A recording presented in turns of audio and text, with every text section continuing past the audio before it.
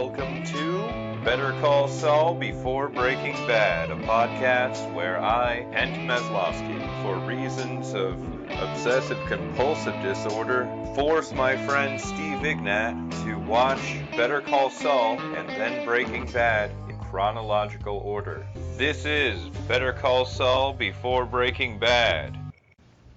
Maybe episode 5. Definitely not episode 5. Oh, okay. So we are back. Hello! Hello. We have just finished Better Call Saul Season 2, Yeah. Episode 6, Bali High. And, it was about, the musical, which I am not big on musicals. South Pacific. Yeah, there we go. So Jimmy was singing Yep. the entire score of South Pacific And apparently, for Kim's email, or voicemail. he'd been doing that every morning, and so that's why she was hesitant on leaving her room, because she wanted to hear it, and it was kind of cool. I like that. She had 6 messages on her voicemail Okay. when she woke up. I wasn't paying attention to how many. And so while she could sleep, Jimmy couldn't sleep. Yeah, of course. And Jimmy saw that Davis and Maine actually did do a commercial Yeah. after That was getting a after him messed up for his commercial. The black screen with the blue waves again. They did the mesothelioma swirl Yeah. for people who were overcharged. Sounds like a dance The- move from the the meso- 1960s. Yeah. Come on, baby. Do the mesothelioma swirl. Yeah. Yeah, Might even be a dessert. Anyway. it might be. So then, how did he deal with not being able to sleep in his Davis and He Maine? went back to the nail shop, Yep. the manicure shop, and slept there. And I'm like, yeah, good for you. Couldn't sleep in his normal place, so. But then he's, if you think about it, he's actually commuting even further, Oh, yeah. And then, gosh, what happened next? Well, with that story, and then the next story was basically Mikey. Mike's situation. Yeah, he gets threatened by the cartel some more. Right. And so he sets up kind of a early warning system on whether somebody's been in his house or not. Well, first of all, they issue him an ultimatum. Yeah. They say And you should definitely go ahead and take that offer. Yeah. Take the $5,000. When he comes home, there's some guy sitting on his stoop. Yeah. Like, hey, what do you want? Right.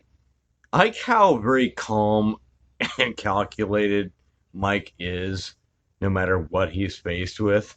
Mhm. Like, he just, okay, this is how we're gonna do things. But the guy from the cartel was equally calm. Yeah, Like, true. he wasn't mad or mean or anything. He was No. just like, this is my job. Yeah, I have to be an emissary. So Yeah. I have come to ask you once again, will you relent? and he's like, nope. All right. You're Respectfully, sure? I decline. You're sure that's the answer? Yeah. Yeah. Okay. And so then he's like, okay. I have to. Well, if he didn't faithfully report exactly what he said, he Yeah. could end up being killed. So, Yeah, true. that's how cartels work. So he sets it up and He weaponizes a welcome mat. yeah, basically. I mean, as an early warning system. Yeah. Which, I mean, we've all done something where you move something around in the refrigerator. And like, yeah, labels in, and somebody puts it away. Labels. You know, somebody's been in your marshmallow sauce, whatever the hell. Right. And people come to mess with Mike's marshmallow sauce. But you know what I'm saying, Right. We've all done it. Yeah, if you have a sibling, you've placed things in your room so that you know if they'd been in your room. Anyway, he got that. He holds the gun to the door, waits for and shut. Oh yeah, grabbed the remote, turned on the TV while he's waiting at the door. Well, before that happened, Kim had a disastrous day in court. Yeah. Shitty day. Kim went up against what? Two people Yeah. Two from attorneys. Schweigert and Coakley. Yeah. Two higher up attorneys. About the sandpaper people. Right, about the sandpaper people. and and what the sandpaper people had done to the old people. Sandpiper. Yeah. Poor old people, the sandpaper. It With sounds sandpaper for it sounds like not a good way to go. Anyway, so then she gets an offer. Rich Coakley from Schweigert and Coakley invites her to lunch, offers her a Moscow Mule, and then offers her a job. Yeah. And at first I was like, "Oh, you're gonna work for the opposition. It sucks." But no, I mean, honestly, offer her a better deal, and why not? She just got her little office back. Well, yeah, and it's still that shitty little office, and Harris or whatever his name is, Howard, dirtbag. My opinion changes Hamlin? on him, but now it's pretty much he's a dirtbag. I don't like him. Yeah, so he's a dick to her and won't even talk to her really. So, well, why would you want anything from them if they ain't gonna be friendly to you? If they're just gonna keep treating you like a piece of shit. Well, I mean, he is one of the partners. Yeah. Well, that I don't give a shit. But that was kind of Rich's pitch. Was look, I know you're being undervalued. Yeah. At Hamlin McGill. Yeah. The things you're capable of are way greater than what they're giving you. So why don't you just cut your losses and find a place where you're actually valued? Yeah. So it's Hamlin McGill. Right. Where's the other Hamlin? Good question. Where the fuck is that person? Yeah. Whoever it may be. Yeah. That's Howard's dad. I don't believe he's practicing anymore, but he is the first Hamlin in Hamlin. Yeah, first senior partner. And then, we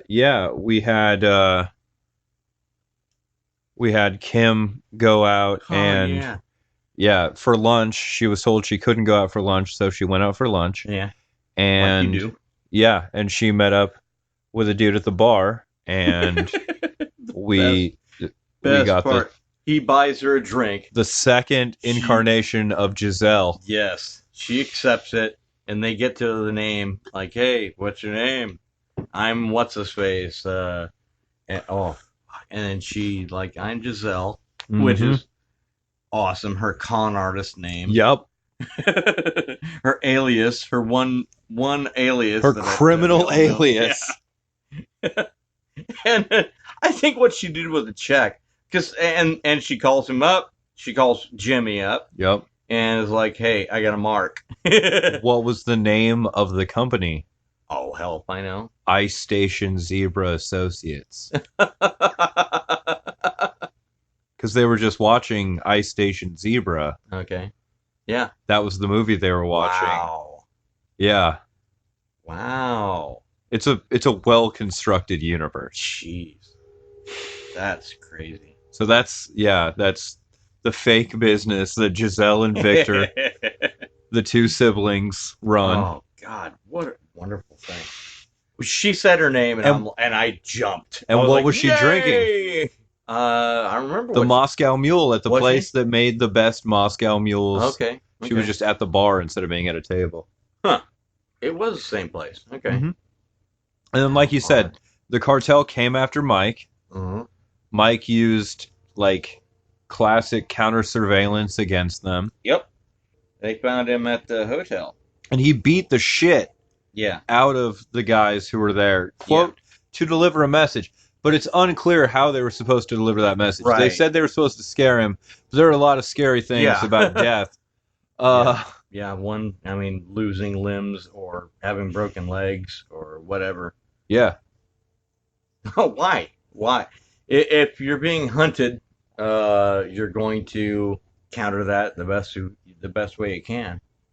Yeah, the idea that they thought they could just come after Mike and Mike would just be like, "Oh golly, Yeah. well, I guess I'll lie down."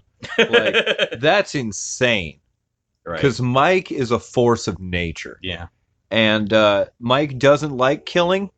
That said, Yeah. I'm sure Michael still gets shit done. Yeah. Whether he's killing people or not, he's gonna get his point across. Yeah. He's a sneaky bastard. He is. Don't fuck with a sneaky bastard. That's right. Even if you're the cartel, don't fuck with a sneaky bastard. And hire him. One thing I've learned from this show is if you think there are people in your house laying in wait, fucking turn on the TV. And then wait for them. Exactly. Exactly. Wait for them somewhere they don't expect you. It went from Hitchcockian suspense to full-on action in a split second. He didn't check that door first, which is weird. They were hiding in his bathroom, and he didn't check the bathroom first, which is just, he went and checked the next door. Mm-hmm. And yeah, he checked everywhere else. If he would have checked the bathroom, he would have been in deep shit. Yeah. He would have been, oh, surprise. Surprise, here I am. He's that good. That's who Mike is. So it's a preternatural ability to survive. Nice thing, Kim calls Jimmy and like, hey, I got a mark. And Victor and Giselle go back to work. Yeah, they went back to work on this mark, and probably got him for giving her a check for what, $10,000, and she just hangs it up on the mirror. She's like, I think I'm just gonna keep it as a souvenir. Yep. Like, yay, you're a smart girl. Yeah. I like her. Because Jimmy would have cashed that, and he would have gone on some kind of vacation or something, and then Chuck would have had to bail him out. And then, just around the time we're like, awesome, Mike's a badass. Yeah. No one can oppose Mike. They send the dudes in the shark skin suits to threaten his granddaughter. Yeah, that's a bad move. But useful. It worked. That's what cartels do, though. They use your family against you. That's it. If you have people that you love, then they know they have leverage. Yeah. Anybody with a lot of power is going to do that, probably. And scary shit. That's why I'm glad I don't know a lot of people with a shit ton of power. So, Mike decides he's going to say that the gun was his, but he has a compromise. Yeah. He doesn't want $5,000. He wants 10 times that much. How are you gonna screw around with your buddy, Nacho? He takes $50,000 and he gives 25 to Nacho for, hey, I'm sorry, I failed. Your problem's coming back a little earlier than you thought. Because Nacho had given him $25,000 for putting Tuco away. Right. He was like, I would have given you double this if you would have killed him. Right. And so Mike was just like, all right, here's a refund. That way I owe you nothing. Yeah, exactly. So you're not going to come for me at some random place. Yeah. You're like, look, we're good, Nacho. Yeah. And Nacho's like, hey, nobody can know what about our little activity. And he's like, what activity? What? I don't know what you're talking about. I liked it. I liked that everything. Sheesh, you go into this. The beginning of this episode is all doom and gloom. You're like, oh shit, there's a lot of shit going on, and then by the end of the episode, everything's fine. Everything's running better than it was at the beginning. Oh yeah, like, ugh. What a great way to end a episode. I liked it. Any other impressions of this episode? Well, we can move to predictions if you want to. Okay. What do you imagine is going to happen? The next episode is entitled Inflatable. That's probably something about being in the pool. Okay. And like they're going to go like a pool hang toy out in the pool. All right. Yeah, that's what I think. But I also think Mikey's going to wind up working for the cartel. Mm-hmm. And, I mean, in some capacity, because that's just how everything's been going. Like, you work for these guys, you work for these guys, you work for these guys. Yeah, you kind of don't want to say no. He still seems to be avoiding killing people. Yeah. He could have sent the guys, like, he I could have killed the guys from the cartel. honestly think he's tired of killing people. Yeah. He doesn't want to kill people. Cartels wanna kill a kill lot of people, though. Yeah. So, Yep, true. might be tricky for him to work for them. I don't know. What do you think is going to happen with Jimmy in the next episode? Oh, I think Jimmy might quit his job Yeah? with the other place, but you know, hopefully, he'll be better off before he does. You think he'll submit his resignation from Davison, Maine? Yeah, but I don't think it's gonna happen right away. Weird though. Kim leaving HH&M. Yeah, do you think she's going to? Might wind up being like going back on Jimmy. Like what? I don't think it will though. Do you think for sure she's going to leave HHM? I hope so. She's like, look, I've come to the end of my whatever. Yeah. So I'm going to go with Schweiger and Well, Coakley. I think they talked it out, and pretty much she wants to. She's already said, hey, it's kind of like a dead end for me. Mm-hmm. And the other place wants to pay my tuition off. Mm-hmm. And I mean, what's more valuable than that? Law school tuition is not cheap. No. So that's definitely something that Hamlin McGill either was holding over her or could hold over her. Oh, yeah, definitely. Yeah. Fuck Hamlin. So, Schweigert and Coakley, who we first met as just the dick representation for Sandpiper Crossing. Right. Like now we're starting to see that there's a world of nuance to the world of law. Yeah. And like it's not that they're necessarily terrible people. It's that in order to in aid of their client, like in order to provide the best representation, they have to behave in this way. Like we're starting to see that there are various ways that law can be practiced in this show and probably in general. So, what do you think is going to happen with Nacho in the next episode? I don't think they're really going to focus on Nacho in the next episode. No Nacho. Or really any of that. No. I don't think. No Canadian gangster? No, definitely He's not going to like ride on Nacho? I think the Canadian gangster is done. You think he's done? Yeah, I hope so. Jeez. Such a... It's weird. Gravy train's leaving. Weird beard. I don't know. I don't like Mr. Canadian gangster boy. Mike doesn't either. He really doesn't like him. And the fact that he had to help him out. I don't like him mostly because he's a criminal. There you go. Because criminals are He's bad. a criminal and doesn't realize he's a criminal. Yes, it's true. So once again, he's in this game. It's just like the embezzlers. Yes. They didn't, at least the woman didn't, I mean, they didn't really believe they were criminal. But they were in the game. Like, wow, you really, you get it, do you? Yeah. You're doing something wrong. They went and got Monopoly and like took the board out and like put the pieces on. Yeah. But they never read the rules. Right. And it's like, that's on you. Yeah. Like, don't do stuff if you don't know what you're doing. That's totally your fault. Any misfortune that befalls you is not misfortune. Mm-hmm. It's a direct result of dumb mistakes that you made. You deserve it, as does the Canadian gangster. Yeah. I still would love to see him, though, do a drive-by from that Hummer. Go and steal it back and just ride. Ride on the cartel. I'm not a big fan of Hummers.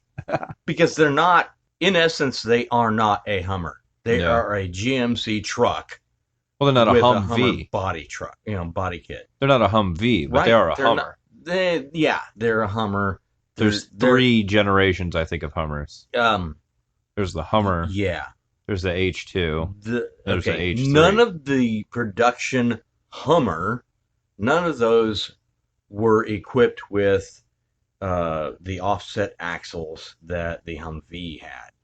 Which, like Arnold Schwarzenegger was one of the first people to be famous and have a Hummer. Right. You know, he had a actual Hummer, Right. and it had the offset axles, which a friend of mine when they were in Iraq, actually, during Desert Shield, he said that they used to have contests among the people in their brigade or whatever. They would have contests to see who could get a Humvee stuck, and they couldn't. They couldn't get one stuck. Right. You couldn't get it high centered. They would make a pool of basically quicksand. You just add water and sand, and you'd have this, a sippy hole, if you will. And they couldn't get it high centered. They couldn't do shit. They Right. couldn't get it stuck. Right. A Humvee. Right. Yeah. Okay. Amazing stuff. So you don't think there will be any Canadian gangster in the next episode? Mm-mm. Let's see. I don't think Nacho's going to be in the next episode. I think we're going to move in a different You direction. think Tuco's gonna like shank someone in prison No. or like in jail? Whoa, wouldn't that be nice? Right. That'd be nice. Tuco just rules a prison. then... They're like, you're on parole, and they'd be like, no, kind of nice if he got shanked, I'm running some shit. like while he's just in a holding cell. Someone just comes in from a rival cartel, Yeah, just shanks the shit out of Tuco. We can hope. yeah. All right. I don't like Tuco much. Well, the next episode is entitled Inflatable, and we will catch you guys after we watch that one. You know, I have to say this: it's a testament to all these actors that they bring out so much feeling from the viewer. Oh, I hate Tuco, but Tuco. The reason you hate Tuco is because the guy who plays Tuco is a great actor. Yep. And honestly, with those dead eyes looking at you, you're like, I'm really uncomfortable now. Sorry, I had to say that. You guys are doing great. If any of you are listening to us, kudos, man. It's wonderful acting, and I would never be able to afford any of you playing a part in something I've written. So maybe one day, hopefully. You write a compelling enough script, you can say. Yeah, they would be among the people I would definitely employ. Yeah, definitely. The dude who plays Tuco is phenomenal. Yeah. So, we will check back with you guys after we watch Season 2, Episode 7. Definitely. Inflatable. Inflatable penis. Take it easy. See you guys.